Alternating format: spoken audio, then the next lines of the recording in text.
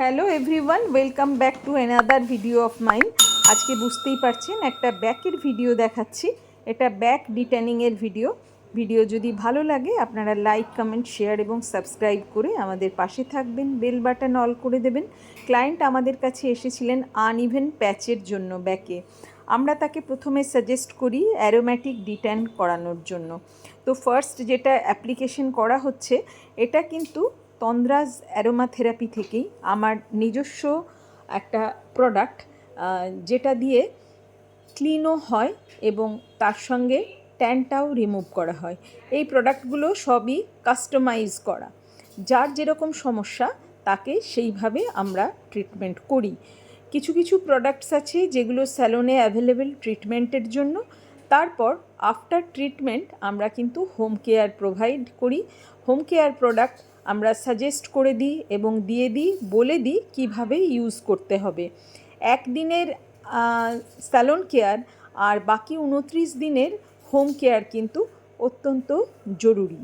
এরপর দেখুন এটাকে ওয়াইপ করার পর বুঝতে পারছেন বেশ কিছুটা ক্লিন কিন্তু হয়ে গেছে।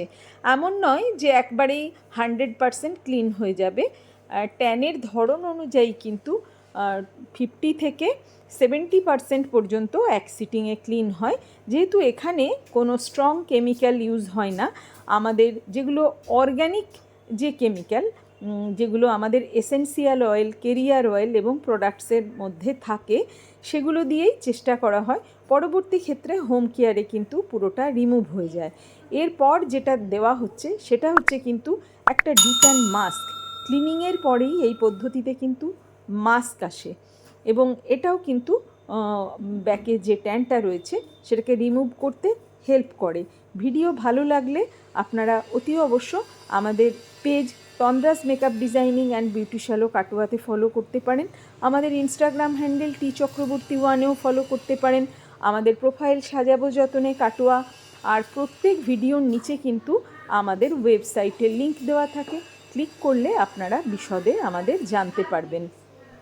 দেখে নিশ্চয়ই বুঝতে পারছেন কতটা থিক লেয়ারে প্রোডাক্টটা অ্যাপ্লাই করা হচ্ছে। যেহেতু এটা স্ট্রং কেমিক্যাল নয় তাই এতটা থিক প্রোডাক্ট ইউজ করা হয়।